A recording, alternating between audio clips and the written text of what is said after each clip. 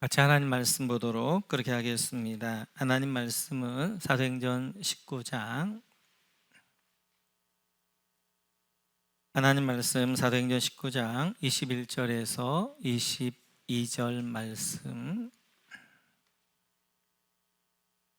사도행전 19장 21절 22절 우리 같이 한 목소리 읽겠습니다.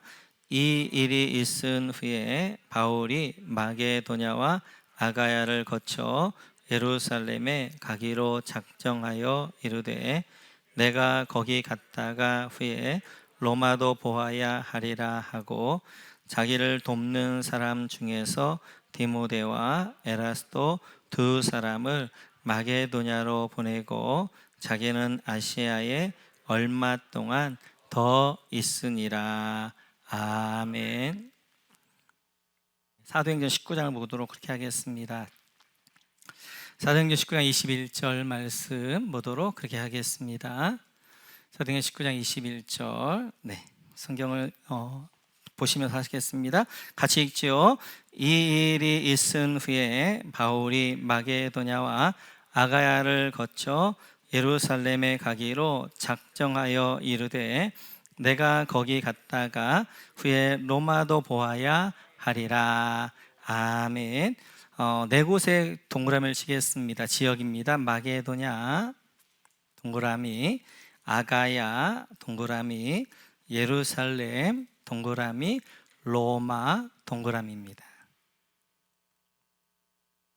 이제 우리가 성경을 읽을 때 이런 것들이 좀 들어오셔야 돼요. 뭐냐면 지금 바울이 마게도냐 하면 딱 도시가 떠올라야 돼요. 어떤 도시? 세 도시. 빌립보, 데살로니가, 베레아. 이제 마게도냐를 거쳐서 아가야 하면 떠오르는 도시 두 도시가 떠올라야 되죠. 아테네, 고린도를 거쳐서 이제 예루살렘의 3차 여행을 마무리하게 되어지면 그 다음에는 내가 로마도 보아야 하리라. 로마 비전의 선포가 오늘 사도행전 19장 21절이 되었습니다. 그래서 로마 비전, 앞으로 내가 가야 될 로마 비전에 대해서 선포하고 있는 것들을 볼 수 있는데요. 우리가 비전 선포, 비전하게 되어지면 몇 가지 오해하는 부분들이 있습니다. 그 중에 하나가 비전은 젊은 사람들, 청년들에게 필요하다고 생각하는 것입니다. 그래서 이제 좀 연세가 있으면 그 비전에 대한 이야기는 젊은 청년들의 이야기야 라고 생각할 때가 있어요. 오늘 바울 사도가 로마 비전을 선포했을 때 바울 사도의 나이가 몇 살 정도 되겠어요? 바울 사도가 아마 바울 사도가 지금 3차 선교여행 이때가 AD 54년에서 55년경입니다. 그가 이제 예수를 만난 것은 AD 한 30년경에 예수님이 승천하신 후에 얼마 있지 않아서 그가 다메섹도에서 예수를 만났는데 이때가 20대였어요. 30년에서 55년 하면 25년이니까 20대 이제 중반 정도 되어지면 지금 나이는 40대 후반입니다. 그러니까 지금 바울이 로마 비전을 선포하고 있을 이때는 40대 후반의 나이에 로마 비전에 대한 선포를 하고 있는 거예요. 40대, 그 당시 바울 사도가 살았던 40대하고 그 다음에 지금 우리의 40대하고는 다릅니다. 바울 시대에는 사람의 평균 수명이 한 40, 50대였어요. 그러면 지금의 우리의 나이로 하게 되어지면 60대나 70대입니다. 그러니까 60대나 70대에 한 번도 가보지 않는 그 로마 비전을 품고 로마 비전 선포를 했던 것이 바울이 60대 이야기예요. 우리는 사역적으로 너무 빨리 늙어버리지 않나 이런 생각이 들어져요. 50대만 되어져도 나는 좀 늙어서 하나님의 사역을 할 수 없고 나는 이제 하나님의 사역에 이제 할 수 없습니다. 이렇게 말씀하신 분들 계시는데요. 아닙니다. 하나님의 아브라함은 75세에 부르셨고 하나님의 모세는 80세 소명을 받았어요. 그리고 오늘 바울도 로마 비전은 그가 60대, 지금으로 하면 60대, 70대에 로마 비전을 갖게 되어진 거예요. 그래서 저는 우리 목원교회에 없어 하지 말아야 될 말 가운데 하나는, 목사님 나는 늙어서 사역을 못합니다, 이런 이야기는 하지 않았으면 좋겠어요. 하나님의 사역, 하나님의 부르심의 소망을 위하여서는 우리가 주님 부르시는 그날까지 감당하는 것입니다. 또 하나 우리가 선교 비전 이런 것들을 이제 생각하면서 가지고 있는 오해 가운데 하나가, 이런 선교나 이러한 이제 비전은 어떤 집회를 통하여서 받는다고 생각해요. 그래서 젊은이들의 비전 집회도 있고 선교 집회도 있고 캠프도 있고 이런 것들이 있는데, 물론 그런 걸 통하여 받기도 합니다.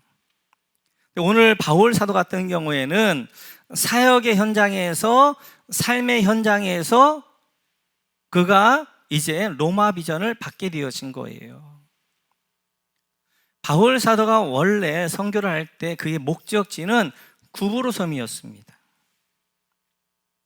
그래서 나는 구브로섬 가서 구브로섬을 좀 복음 전달해야 되겠다, 이런 마음으로 구브로로 갔단 말이에요, 바나바와 함께. 근데 구브로에서 하나님의 놀라운 역사가 일어나면서 구브로의 서기장이었던 서기오 바울이, 구브로의 총독이었던 서기오 바울이 예수 믿게 되어지는 거예요. 변화가 되어지는 거예요.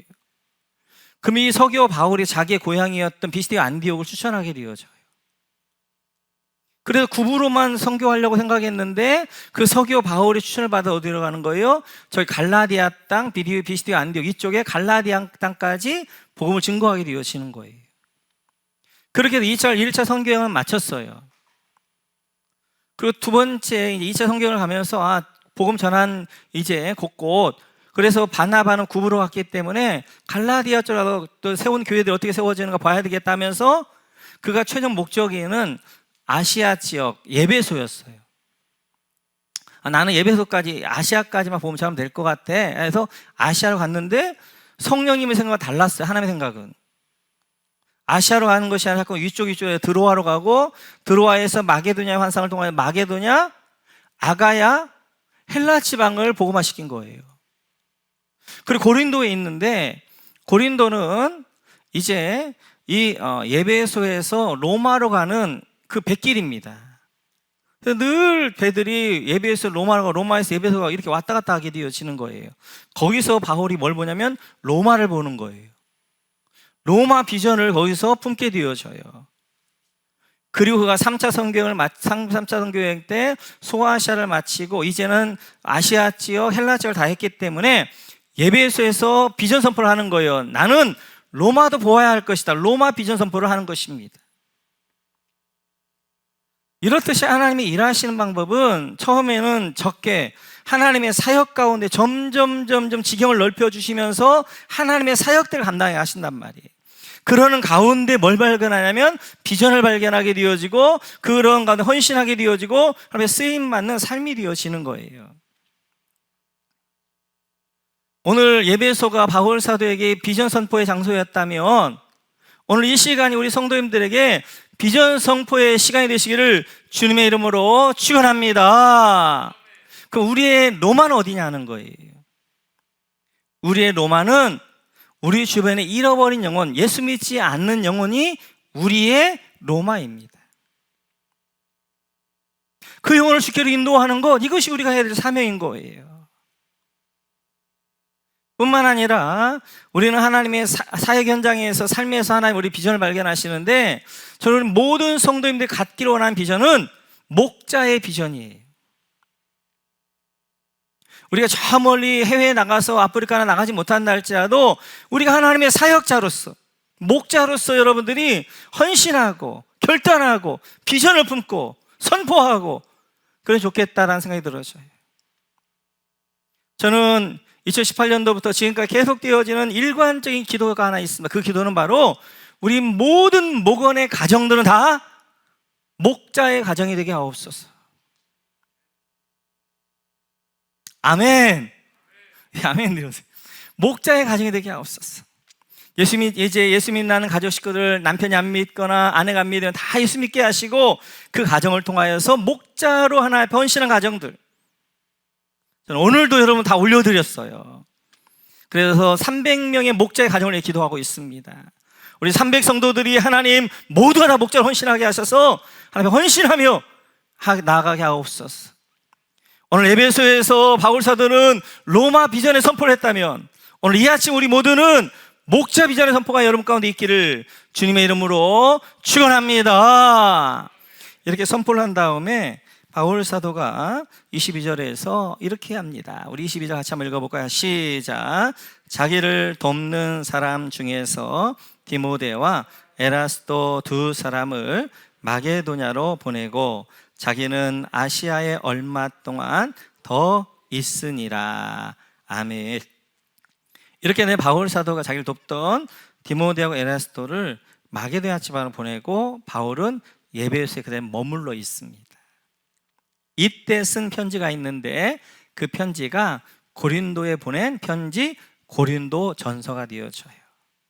그래서 우리는 여기까지 22절까지 읽고 다시 어디로 가는 거예요? 고린도로 가는 거예요. 고린도를 읽고 다시 와서 23절부터 다시 보게 되어지는데 오늘 고린도서 전서를 간략하게 한번 살펴보려고 합니다. 우리 한번 고린도전서 16장을 한번 보겠습니다. 고린도 16장 22절 16장 17절 네.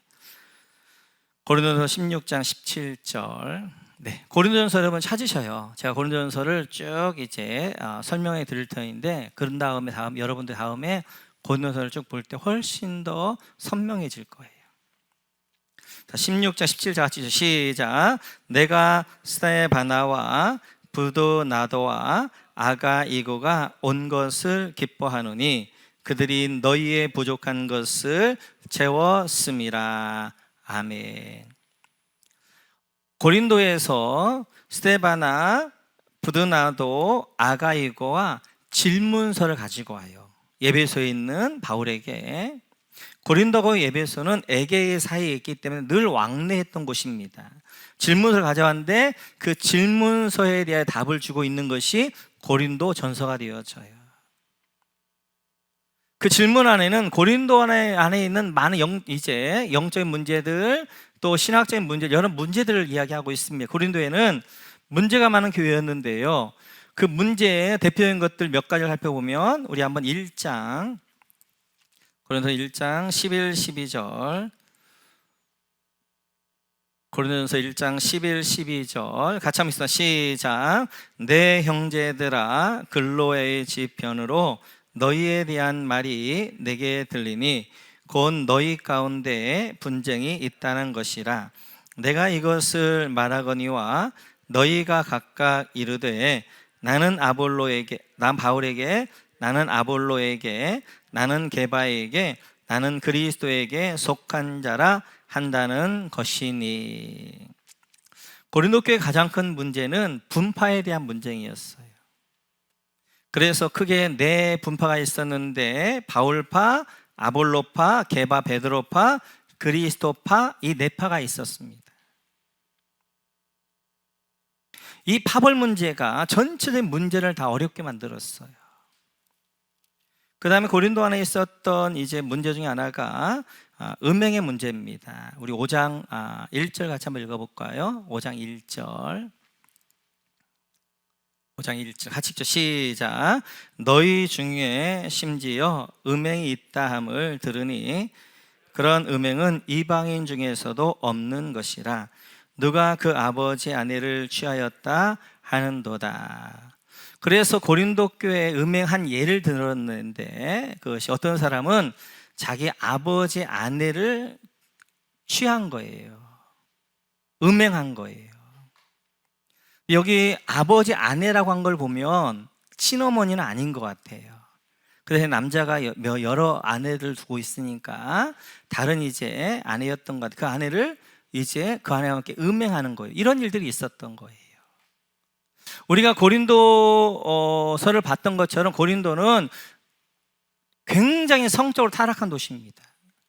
뭐 이런 일들이 그 당시에 비일비재했으니까 그냥 그 사회, 고린도 사회에서는 만연되어져 있었어요. 근데 그 일들이 교회 안에서도 있었단 말이에요. 근데 더 큰 문제는 2절입니다. 같이 한번 읽어볼까요? 2절 시작. 그리하고도 너희가 오히려 교만하여져서 어찌하여 통한이 여기지 아니하고 그 일 행한 자를 너희 중에서 쫓아내지 아니하였느냐. 세상은 그럴 수 있어요. 그런데 그 세상의 그 죄가 교회 안에 들어오는 거, 이게 문제예요. 세상의 빛이 되어야 되고 소금이 되어야 될 교회 안에 세상의 죄가, 음행의 죄가 그대로 들어온 것이고요. 더 큰 문제는 이 음행의 죄를 가지고 통한이 여기지 않아, 회개하지 않아요. 뿐만 아니라 내쫓아야 되거든요. 이걸 치리해야 되거든요. 해결해야 되거든요. 그런데 그냥 모른 척 해주는 거예요. 교회 안에 이런 죄가 있어도 그분을 해결하려고 하지 않아요. 그냥 그런 죄를 어떻게 하는 거예요? 모른 척 하고 있고, 이런 부분에 대해서는 회개해야 되고, 그 다음에 교회에서 치리해서라도 끊게 만들어야 되는데 그러지 못하고 있는 거예요. 뿐만 아니라 세상 송사에 대한 문제입니다. 6장 1절 같이 한번 읽어볼까요? 6장 1절 시작. 너희 중에 누가 다른 이와 더불어 다툼이 있는데 구태여 불의한 자들 앞에서 고발하고 성도 앞에서 하지 아니하느냐. 교회 안에 서로 문제가 생겼어요. 그러면 어떻게 해야 되는 거예요? 교회 안에서 말씀으로 풀어가야 되잖아요. 하나님 말씀은 뭐라고 하시는가? 그 말씀 앞에 서로 그 말씀 앞에 순종해야 되잖아요. 그런데 고린도 교인들이 어떻게 하는 거예요? 뭔가 문제만 있으면 세상 법적으로 가지고 나가는 거예요. 고린도 교인들은 하나님의 법보다도, 하나님의 말씀보다도 세상 법이 더 우선한 거예요. 세상 법으로 나가는 거예요. 이런 문제가 있었고요. 계속해서 8장에 보면 이제 시장 고기에 대한 문제입니다. 같이 한번 읽죠. 시작. 우상의 제물에 대하여는 우리가 다 지식이 있는 줄을 아나 지식은 교만하게 하며 사랑은 덕을 세우나니. 또 하나의 문제가 뭐였냐면 시장에 파는 고기에 대한 문제였어요. 한쪽은 이건 우상 앞에 절한 고기니까 먹으면 안 된다. 또 한쪽에서는 내가 우상 앞에 절한 거 아니니까 이것은 종교적인 것이 아니고 그냥 경제적인 것이니까 먹어도 된다, 이런 입장이었어요. 물론 초창기이기 때문에 아직 신학이 정립되어지지 않았으니까 치열한 이런 이제 논쟁들은 괜찮아요. 이건 좀 더 잘 믿어보고자 하는 몸부림이니까. 또한 고린도 교회 안에는 성격대로 화끈할 뿐만 아니라 많은 은사들이 있었습니다. 12장 4절부터 한번 볼까요? 4절부터 7절 시작. 은사는 여러 가지나 성령은 같고 직분은 여러 가지나 주는 같으며 또 사역은 여러 가지나 모든 것을 모든 사람 가운데서 이룬 하나님은 같으니 각 사람에게 성령을 나타내심은 유익하게 하려 하심이라. 많은 은사가 있었어요.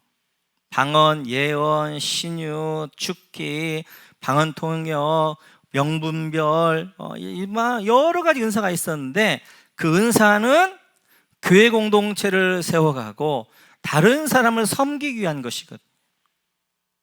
근데 고린도 교회는 그 은사를 가지고 어떻게 하는 거예요? 자기를 주장하게 되어지고 자기의 믿음을 증명하는 거였어요. 봐라, 나는 이런 은사가 있는데 이런 은사가 너보다 더 믿음이 좋다. 내가 더 영성이 있다. 그걸로 사용했단 말이에요. 그래서 어떻게 하냐면 은사 싸움이 있었던 거예요. 믿음이 더 좋은 사람에게 예언 은사가 있다. 믿음이 더 좋은 사람에게 방언 은사가 있다. 방언이 최고다. 예언이 최고다. 신유가 최고다. 축기가 최고다. 자기가 받은 게 최고라는 싸움이 있었어요. 또 고린도 교회 안에 어떤 문제가 있었느냐? 부활에 관한 문제가 있었습니다. 우리 한번 15장 12, 13절 같이 한번 읽어볼까요? 같이 읽죠. 시작. 그리스도께서 죽은 자 가운데서 다시 살아나셨다 전파되었거늘 너희 중에서 어떤 사람은 어찌하여 죽은 자 가운데서 부활이 없다 하느냐? 만일 죽은 자의 부활이 없으면 그리스도도 다시 살아나지 못하셨으리라. 고린도 교인들 가운데 부활을 의심하는 사람들이 있었어요. 어떻게 죽은 사람이 다시 살아날 수 있느냐? 부활 못 믿겠다는 사람도 있었습니다. 물론 이해가 되어져요. 이제 막 믿기 시작하면, 이제 막 신앙생활을 하게 되어지면 굉장히 믿기 어려운 것 중에 하나가 부활입니다. 죽은 사람이 3일 동안 죽었다가 살아난다? 이건 우리 이성으로 이해할 수가 없어요. 그래서 부활을 믿는다는 것이 기적입니다. 여러분, 이성으로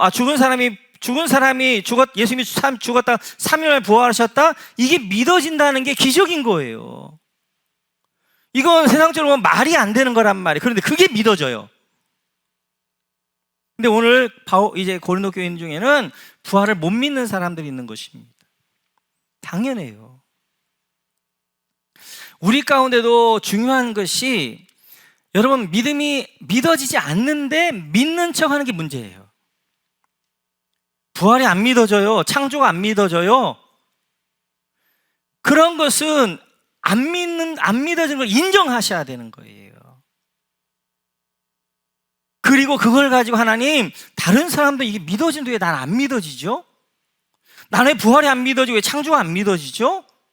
하나님 앞에 구하고 사모하게 되어지면 어느 순간 나도 모르는 사이에 그게 나도 이제 믿어지네? 그 의심이 안 되어지는 거예요.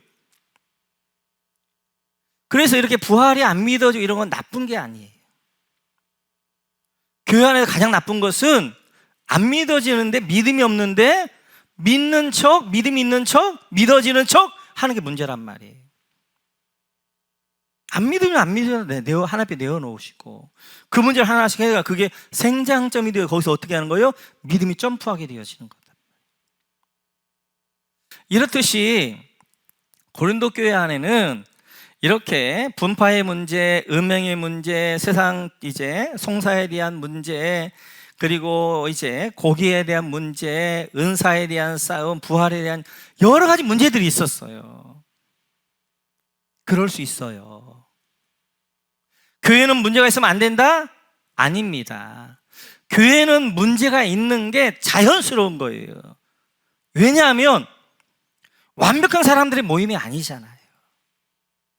예수님 없이는 살 수 없는 정말 연약한 죄인들의 모임이잖아요.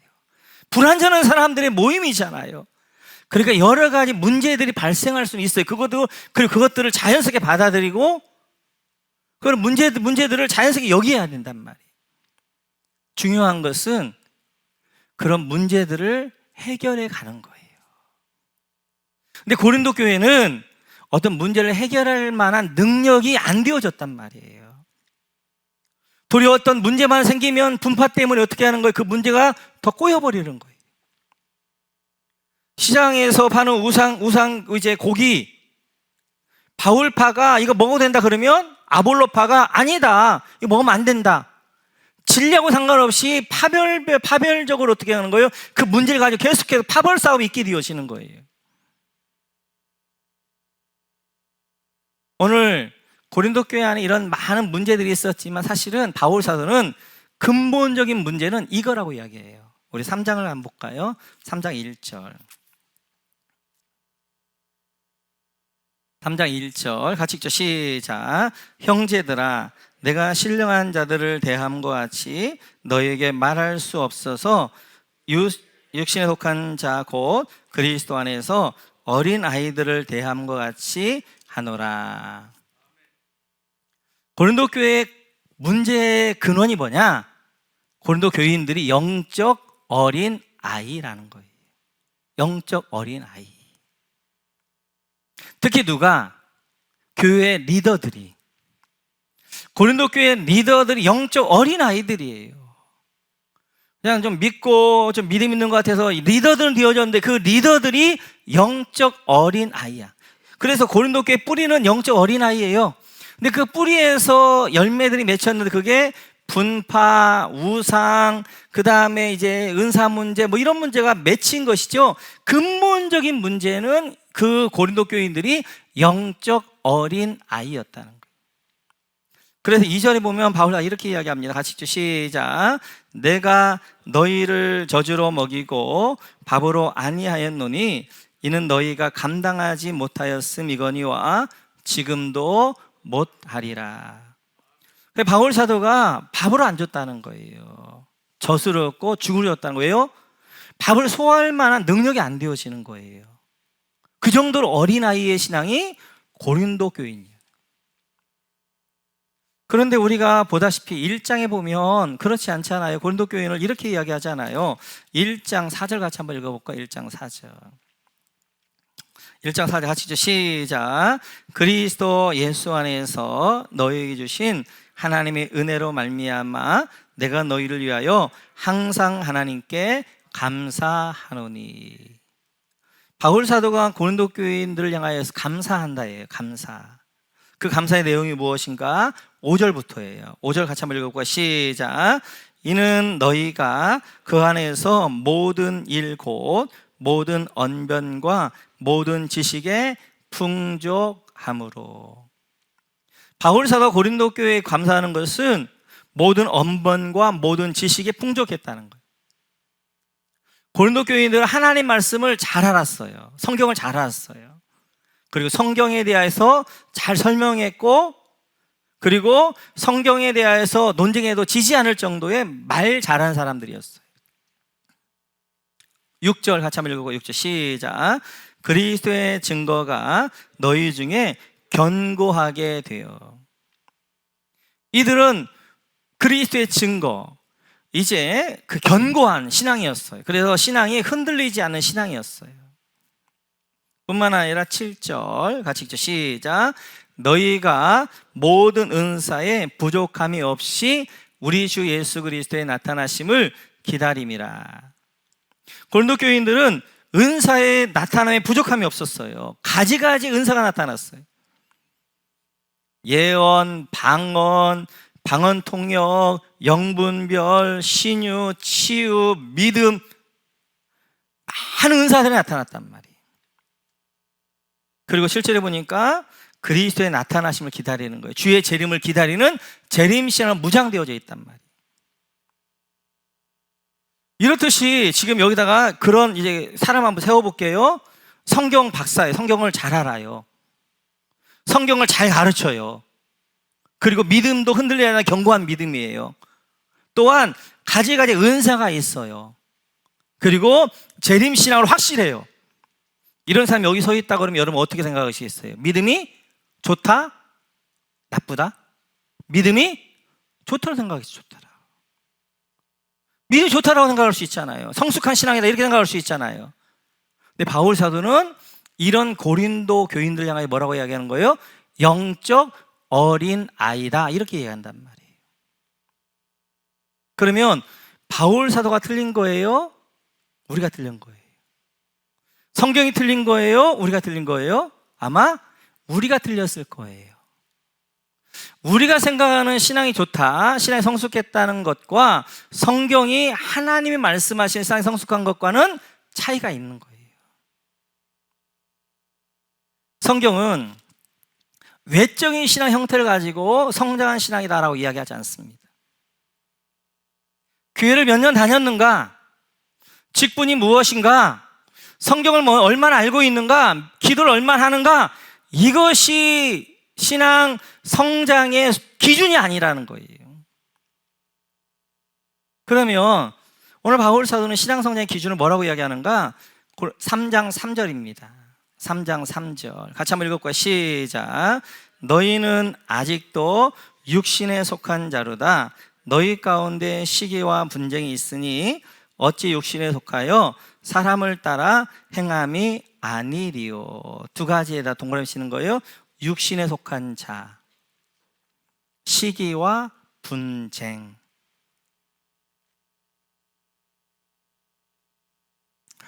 오늘 고린도 교인들 향하여 육신에 속한 자라는 거예요. 그래서 어린아이라는 거예요. 육신에 속한 자는 뭐냐면 육신이 자기를 지배하는 사람이에요. 예수님을 영접을 했어요. 그러면 하나님의 영이 나를 통치해야 되거든요. 그런데 여전히 육신이 나를 지배해요. 육체의 소욕을 따라요. 그 말 다른 말로 하면 자기 안에 자아가, 에고가, 자기 육적 자존심이 안 죽은 사람이에요. 그래서 자기의 많은 결정들을 뭐가 하냐면 육이에요, 육이. 자존심 좀 딱 건들면 그 자존심 건든 거 가지고 하게 되어지고. 그리고 이제 자기 안에 자기 육체적인 이런 자아와 에고가 자기를 통치하게 되어지는 거예요. 그래서 이런 사람들의 특징이 뭐냐면 시기와 분쟁과 다툼이에요. 자기 에고가 안 죽은 사람, 자기 자아가 안 죽은, 자기 자존심이 안 죽은 사람은 특징은 시기가 많아요, 시기가. 그리고 다툼과 분쟁이 있어요. 어린아이를 보면 남을 향한 배려가 별로 없잖아요. 자기중심이잖아요. 그래서 누가 나를 나보다 더 사랑하는 것 같으면 어떻게 하는 거예요? 시기하고 질투하고 미워하고. 좀 그거 좀 양보해서 좀 하면 좋은데 그걸 어떻게 끝까지 빼앗으려고 싸우고. 고린도 교인들이 지금 그렇다는 거예요. 영적인 어린아이, 육신에 속한 자, 자아가 안 죽고 에고가 안 죽고 육적 자존심이 안 죽어서 영적 어린아이다 보니까 분쟁과 시기와 다툼이 있어가지고 분파가 있게 되어지고 은사를 가지고 싸우게 되어지고 온갖 일들을 가지고 싸우게 되어지는 그런 모습이라는 거예요. 그러면 이런 어린아이와 같은 신앙, 내 안에 아직 죽지 않은 내 안에 자아와 에고, 육적 자존심을 어떻게 죽일 것이냐는 거예요. 그 해결책을 바울 사도는 몇 가지 제시하는데 그 가운데 대표인 두 가지를 설명하려고 그래요. 우리 한번 14장 40절 같이 한번 읽겠습니다. 14장 40절. 14장 40절 같이 읽죠. 시작. 모든 것을 품위 있게 하고 질서 있게 하라. 아멘. 품위 있는 그리스도인이 무엇인가? 이건 다음에 제가 살펴볼게요. 오늘은 질서 있게 하라. 내 자아와 자존심과 에고가 죽기 위해서는 영적 질서에 순종하는 거예요. 하나님은 우리에게 영적 권위자들을 세우셨어요. 교회에는 목사와 장로님들과 목자님들, 가정에는 아버지와 남편, 직장에는 직장 상사. 그 영적 질서에 순종해 갈 때 내 안에 있는 자아가, 에고가, 자존심이 무너지는 거예요.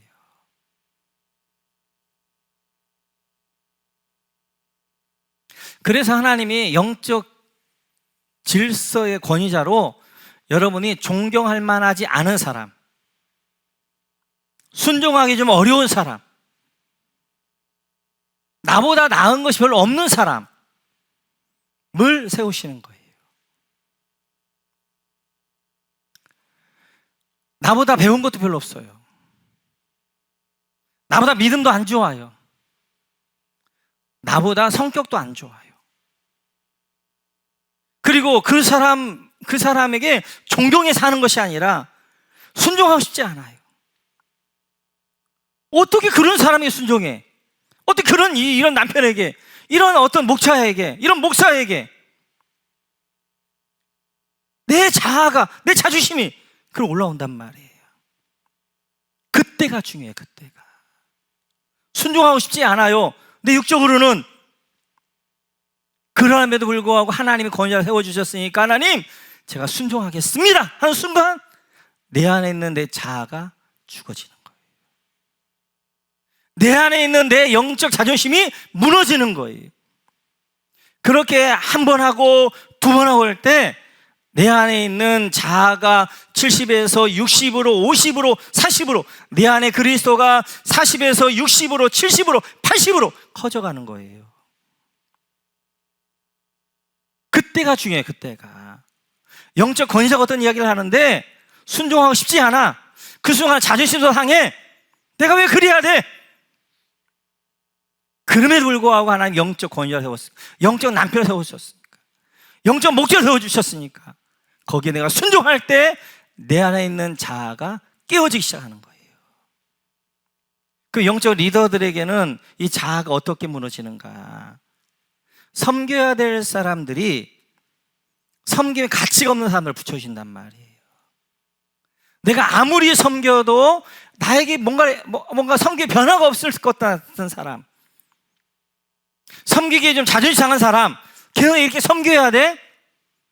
내가 이런 사람인데 저 사람들 계속 섬겨야 돼? 하고 그 사람들을 붙여준단 말이에요.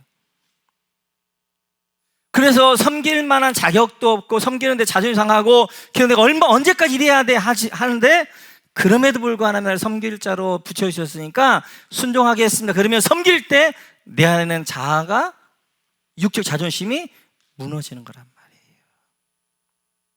그래 늘 관계를 통해 갈등이 있을 때가 중요해요. 갈등이 있을 때. 그 갈등이 있을 때 그 갈등을 통해 하나님 나를 다듬어 가신단 말이에요. 특별히 내 이제 영적 갈등이 있을 때 이제 어떤 내 자아와 그 다음에 육적 자존심과 내 에고를 다듬어 가시는 시간이란 말이에요. 두 번째 바울 사도는 이렇게 이야기합니다. 우리 한번 9절에서 볼까요? 9장에서 볼까요? 10장 23절입니다. 10장 23절 같이 읽습니다. 시작. 모든 것이 가하나 모든 것이 유익한 것은 아니요 모든 것이 가하나 모든 것이 덕을 세우는 것은 아니니. 덕을 세우는 것, 여기다 여러분 밑줄 그어주세요. 덕을 세우는 것. 모든 것이 가해요. 모든 것이 할 수 있어요. 그런데 중요한 것은 무엇이 덕을 세우는 일이냐 하는 거예요.